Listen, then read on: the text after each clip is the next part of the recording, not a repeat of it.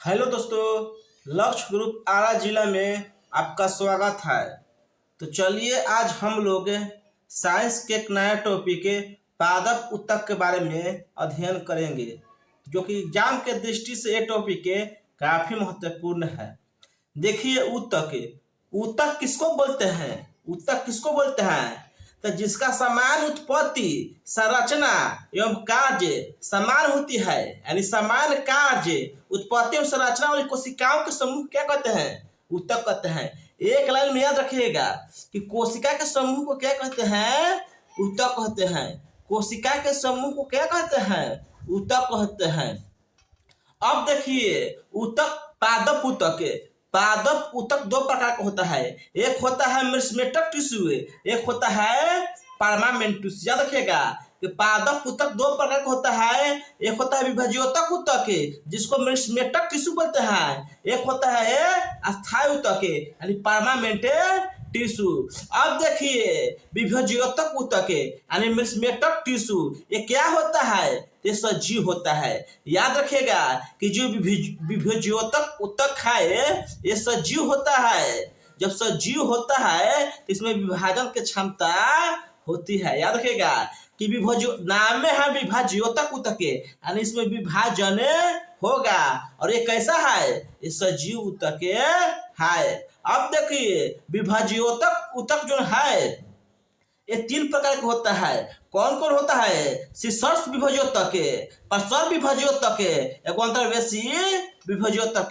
इसको इंग्लिश में बहुत पूछता है। यानी शीर्ष क्या कहते हैं इंग्लिश में? एपियल मेरिस्टेमेटिक टिश्यू है। इसको लेटरल मेरिस्टेमेटिक टिश्यू, इसको इंटरसेल्युलर मेरिस्टेमेटिक टिश्यू।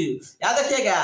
अब देखिए, शीर्ष विभाज्योतक कहाँ पाया जाता है? तो शीर्ष विभाज्योतक नाम में है शीर्ष, यानी जहां भी पाया जाएगा उस शीर्ष पर पाया जाएगा। जैसे ये जड़ ताना आदि की सब शीर्ष पर पाया जाता है। यानी जड़ के शीर्ष पर कौन विभाजन होगा? तो विभाज्योतक ऊतक होगा। ताना के जो शीर्ष पर होगा कौन ऊतक होगा? जैसे शीर्ष विभाज्योतक ऊतक होगा। याद रखिएगा कि चाहे पादप के जितना शाखा है उसके शीर्ष पर कौन विभाजन होगा? तो शीर्ष विभाज्योतक होगा। अब देखिए, लेटरल मेरिस्टेमेटिक टिश्यू। तो लेटरल मेरिस्टेमेटिक टिश्यू क्या है? तो पौधा के घेराई बढ़ाता है, यानी पौधा की जो चौड़ाई है ना, किस ऊतक के कारण बढ़ता है? तो लेटरल मेरिस्टेमेटिक टिश्यू के कारण बढ़ता है। ये पौधा होके या जड़ होके, यानी पादप के जितना शाखा है उसका घेराई में वृद्धि कहेगा। किस ऊतक के कारण होता है? तो प्रसर विभाज्योतक ऊतक के कारण घेराई में वृद्धि होता है। अब देखिए, अंतर्वेशी विभाज्योतक कहाँ पाया जाता है? तो ये वहां पाया जाता है। ये भी देखिए, अंतर्वेशी विभाज्योतक शीर्ष विभाज्योतक के एक भाग है। याद रखिएगा कि जो इंटरसेल्युलर मेरिस्टेमेटिक टिश्यू है वो एपियल मेरिस्टेमेटिक टिश्यू के ही भाग है। ये भी कहाँ पाया जाता है? तो ये भी शीर्ष पर पाया जाता है। ये भी पौधा या जड़ के शीर्ष पर पाया जाता है। यानी जहाँ ये वहां अधिक पाया जाता है जहां से शाखा उसका अलग हो जाता है, फिर उसके बाद नया शाखा का उत्पत्ति होता है। जैसे हम लोग घास देखते हैं तो घास को क्या करता है? गाय भैंस खा जाता है। जब खा जाता है तो फिर हम लोग देखते हैं क्या तो वहां से पनप करे फिर घास का हो जाता है, बड़ा हो जाता है। जब घास बड़ा हो गया किसके कारण हो गया?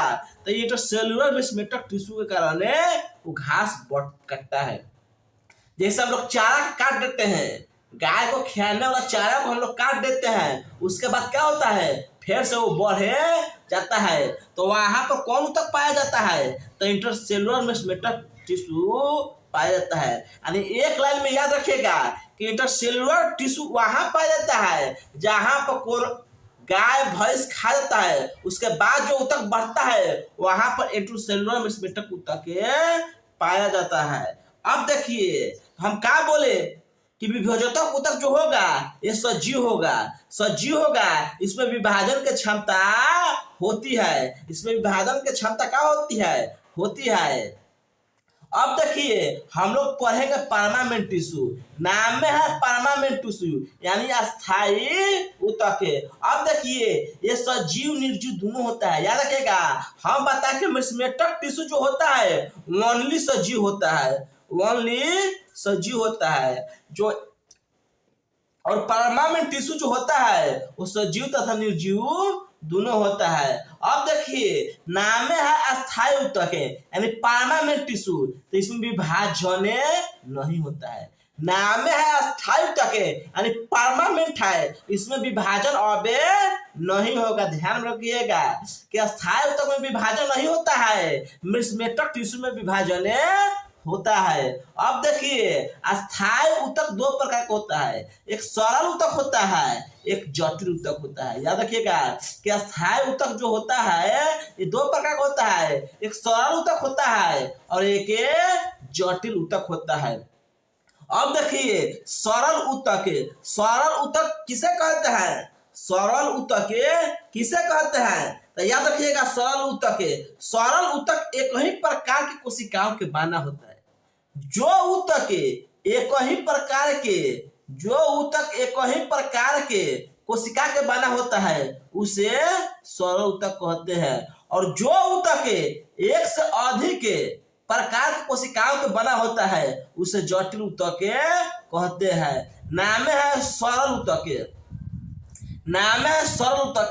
सरल मतलब क्या, एकदम सिंपल है, सिंपल मतलब क्या, एक ही प्रकार के कोशिका के बना है सरल ऊतक। और इसका नाम क्या है, जटिल ऊतक। नाम है क्या, जटिल यानी कॉम्प्लेक्स टिश्यू है, तो नाम है जटिल यानी एक से अधिक प्रकार की कोशिकाओं से मिलके ये बना होता है। अब याद रखिएगा कि सरल ऊतक जो होता है ये तीन प्रकार का होता है। कौन कौन होता है, पैरेन्काइमा, कोलेन्काइमा और स्क्लेरेन्काइमा। याद रखिएगा कि सरल ऊतक जो होता है तीन प्रकार का होता है, पैरेन्काइमा, कोलेन्काइमा और स्क्लेरेन्काइमा होता है।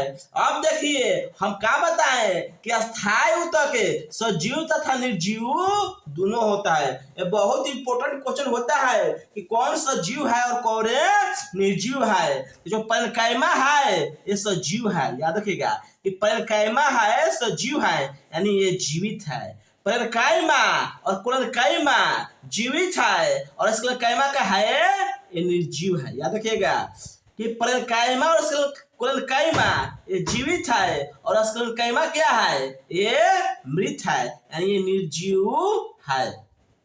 अब देखिए पूछता है पैरेन्काइमा, तो सबसे अधिक पौधा में रिक्त स्थान होता है ना, पैरेन्काइमा में होता है। पैरेन्काइमा सॉरी, सबसे अधिक रिक्त स्थान किसमें होता है, पैरेन्काइमा में होता है। अब देखिए कोलेन्काइमा का विशेषता क्या है, एक कोना पर लचीला होता है। याद रखिए क्या कि जहां पर लचीला पाया जाता है वहां पर कौन तक पाया जाता है, तो वहां पर कोलेन्काइमा पाया जाता है। अब पैरेन्काइमा हम लोग क्या पढ़े, इसमें रिक्त स्थान अधिक होता है। कोलेन्काइमा में रिक्त स्थान थोड़ा मात्र होता है यानी नाहीं के बराबर होता है। इसमें रिक्त स्थान ना मात्र होता है, थोड़ा बहुत होता है। कोनो कोनो बुक में देता है इसमें रिक्त स्थान नहीं होता है यानी एकदम ना मात्र होता है, याद रखिएगा। और स्क्लेरेन्काइमा इसमें रिक्त स्थान एकदम होइबे नहीं करता है, याद रखिएगा इसमें रिक्त स्थान एकदम होइबे नहीं करता है। इसमें थोड़ा बहुत होता है, इसमें क्या होता है सबसे अधिक रिक्त स्थान पैरेन्काइमा में होता है, इसमें थोड़ा बहुत होता है ना मात्र के बराबर है, इसमें एकदम होइबे नहीं करता है। याद रखिएगा कि स्क्लेरेन्काइमा क्या है, ये निर्जीव है। हाँ बताएं पैरेन्काइमा कोलेन्काइमा जीवित है और स्क्लेरेन्काइमा का है ये निर्जीव है यानी ये मृत कोशिका है। अब देखिए ये मृत होता है और ये कठोर होता है। स्क्लेरेन्काइमा जो होता है ये क्या होता है, ये कठोर होता है। तो चलिए हम लोग पैरेन्काइमा कोलेन्काइमा स्क्लेरेन्काइमा पढ़ लिए। अब देखिए जटिल ऊतक, तो जटिल ऊतक क्या होता है, तो एक से अधिक प्रकार के जो कोशिका एक से अधिक प्रकार के कोशिका से मिलकर बना होता है उसे जटिल ऊतक होता है। ध्यान रखिएगा कि जो ऊतक एक से अधिक प्रकार के कोशिका से मिलकर बना होता है उसे जटिल ऊतक कहते हैं। जटिल ऊतक में दो आता है, एक जाइलम एक फ्लोएम। याद रखिएगा जाइलम का संरचना मृत होता है और फ्लोएम का संरचना जीवित होता है। जाइलम मृत होता है और फ्लोएम ये जीवित होता है। अब देखिए जाइलम के भाग ट्रेकिट, बेसल्स और जाइलम पेरेन्काइमा होता है। क्वेश्चन पूछता है कि जो ट्रेकिट होता है ये किसका भाग है, जाइलम के कि फ्लोएम के? तो याद रखिएगा ट्रेकिट, बेसल्स और जाइलम पेरेन्काइमा ये सब जाइलम का भाग है। हम बताएं कि जाइलम होता है मृत, लेकिन याद रखिएगा कि जाइलम के एक भाग है जाइलम पेरेन्काइमा जो होता है जीवित होता है। याद रखिएगा कि जो सजीव होता है, जाइलम होता है मृत, लेकिन जाइलम के एक भाग होता है जाइलम पेरेन्काइमा, ये क्या होता है, ये सजीव होता है। अब देखिए पूछता है कि संवहन ऊतक में कौन कौन होता है, तो संवहन ऊतक में जाइलम और फ्लोएम दोनों होता है, यानी संवहन ऊतक में जाइलम और फ्लोएम दोनों होता है। अब देखिए जाइलम, जाइलम का मेन काम क्या है, इसका काम है क्या, जल व खनिज लवणों का संवहन करना। जल व खनिज लवणों का संवहन कौन करता है, जाइलम करता है। और फ्लोएम क्या करता है, ये पौधों द्वारा बनाए गए भोजन को, ये पत्तियों द्वारा बनाए गए भोजन को पौधे के अन्य भागों तक हो जाता है। याद रखिएगा कि जाइलम के काम है जल खनिज लवण का संचरण करना यानी संवहन करना, और फ्लोएम का काम क्या है, जो पत्ती भोजन बनाता है उसको पौधे के अन्य भागों में पहुंचाता है। कौन, ये फ्लोएम में पहुंचाता है। अब देखिए फ्लोएम का भी भाग होता है सीव ट्यूब, सीव ट्यूब और साथी कोशिका। क्वेश्चन पूछता है कि सीव ट्यूब किसका भाग होता है, तो फ्लोएम के, और साथी कोशिका किसका भाग होता है, तो फ्लोएम के। ध्यान रखिएगा कि ट्रेकिड, वेसल्स और जाइलम पेरेन्काइमा ये सब जाइलम का भाग है, और सीव ट्यूब और साथी कोशिका यानी कंपोनियन सेल जो है ये पेरेन्काइमा के, फ्लोएम का भाग है। याद रखिएगा ये फ्लोएम का भाग है। तो चलिए हम लोग पादप ऊतक पढ़ लिए, एक बार फिर से देखिए। फ्लोएम क्या होता है, जीवित होता है। जाइलम क्या होता है, मृत होता है। पेरेन्काइमा, कोलेन्काइमा होता है जीवित, और सेलेन्काइमा क्या होता है, ये मृत। और ये जो तीनों है ये क्या होता है, ये सजीव होता है। याद रखिएगा ये क्या होता है, ये सजीव होता है, यानी तीनों जीवित ऊतक है।